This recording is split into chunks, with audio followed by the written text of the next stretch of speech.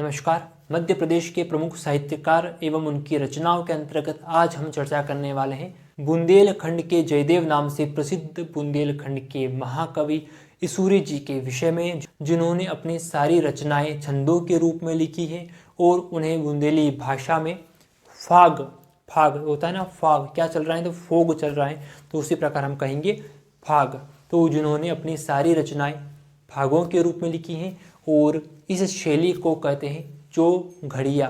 कैसे कहेंगे चौघड़िया? क्योंकि जो फाग रचनाएं होती हैं उसमें 4 पंक्तियां होती हैं और चूंकि 4 पंक्तियां होती हैं तो इसीलिए बुंदेली भाषा में हमने उसे कहा चौघड़िया। यहाँ तक की बातें समझ गए होंगे, जो कि सबसे महत्वपूर्ण बातें थी, फाग, बुंदेलखंड का जयदेव और चौघड़िया। आइए ईश्वरी प्रसाद अर्जड़िया के विषय में अध्ययन करते हैं। इसूरी, जिसे बुंदेलखंड का जयदेव भी कहते हैं, यह यहाँ से इम्पोर्टेंट फैक्ट है। प्रश्न अगर पूछ लिया जाए कि बुंदेलखंड का जयदेव नाम से किसे जाना जाता है, बुंदेलखंड का जयदेव एक साइड में लिख लेना कि बुंदेलखंड का जयदेव इसूरी यानी ईश्वरी प्रसाद अर्जड़िया को कहते हैं। इसके बाद इनका जन्म झांसी जिले के मऊरानीपुर के मेंढक ग्राम में हुआ था। कहाँ पर? झांसी जिला, जो कि उत्तर प्रदेश के अंतर्गत आता है। झांसी जिले के मऊरानीपुर के मेंढक ग्राम में इनका जन्म हुआ था। यह बुंदेली भाषा के महानतम लोक कवि, कैसे कवि हैं? लोक कवि, यानी कि क्षेत्रीय आधार पर इन्होंने रचनाएं लिखी है। तो यह बुंदेली भाषा के महानतम लोक कवि हैं, जिनके फागों की तुलना तुलसीदास जी के रामचरितमानस और तानसेन के संगीत से की जाती है।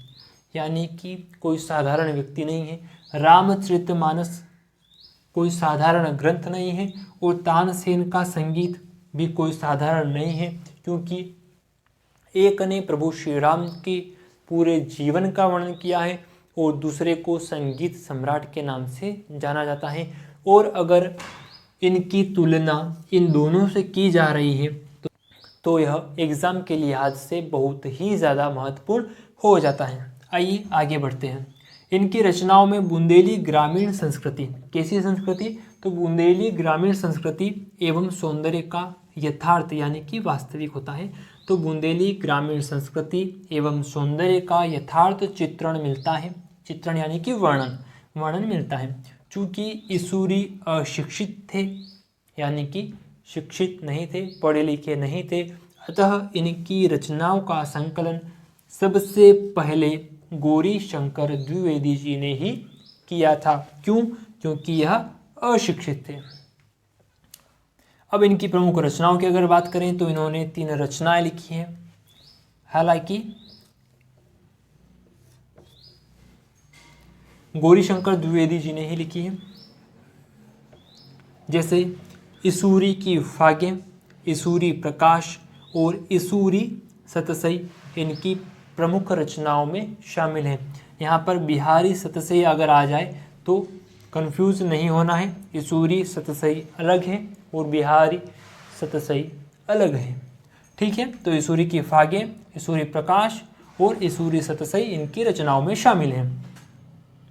इन्होंने फागों की विशिष्ट शैली चौघड़िया को जन्म दिया। इन्होंने फागों की विशिष्ट शैली चौघड़िया को जन्म दिया। चौघड़िया यानी 4 पंक्तियों का छंद चौघड़िया कहलाता है। तो पहले हमने कहा कि संस्कृत भाषा में जिसे छंद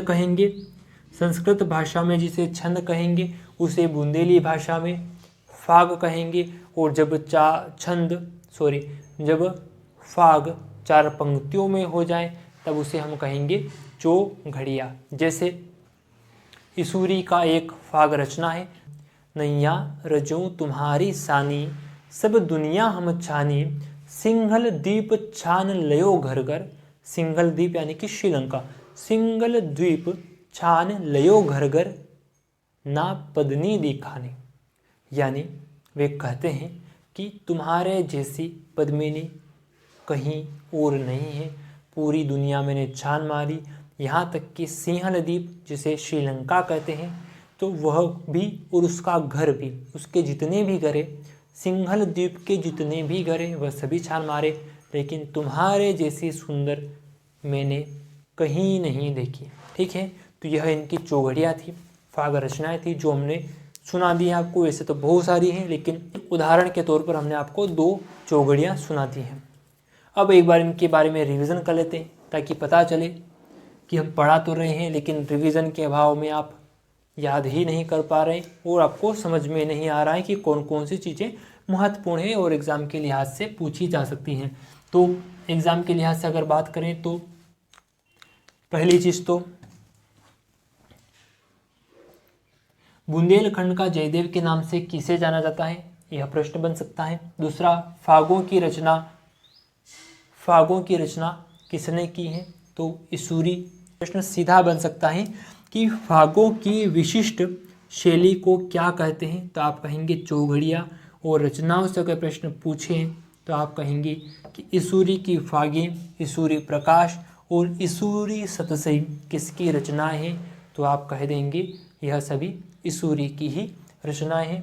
और अगर पूछ लिया जाए कि इसूरी का संबंध मध्य प्रदेश के किस क्षेत्र से है, तो आप कहेंगे बुंदेलखंड। ठीक है, यहाँ तक की जानकारी स्पष्ट हो चुकी है। यह पूरा मेंस के लिहाज से भी महत्वपूर्ण है और प्री के लिहाज से भी कुछ चीज़ें जो महत्वपूर्ण थी, जैसे बुंदेलखंड का जयदेव, इसूरी का पूरा नाम, फागों की विशिष्ट शैली को क्या कहते हैं, चौघड़िया क्या है, ये हमने आपको बता दिया है। इनकी रचनाओं के बारे में भी आप अच्छे से जान गए हैं और फाग या चौघड़िया के उदाहरण के तौर पर भी हमने 2 चौघड़िया को हमने आपको सुना भी दिया है। इस सेशन को अब यहीं पर समाप्त करते हैं। पढ़ते रहिए, बढ़ते रहिए, मुझे दीजिए इजाज़त। नमस्कार, धन्यवाद।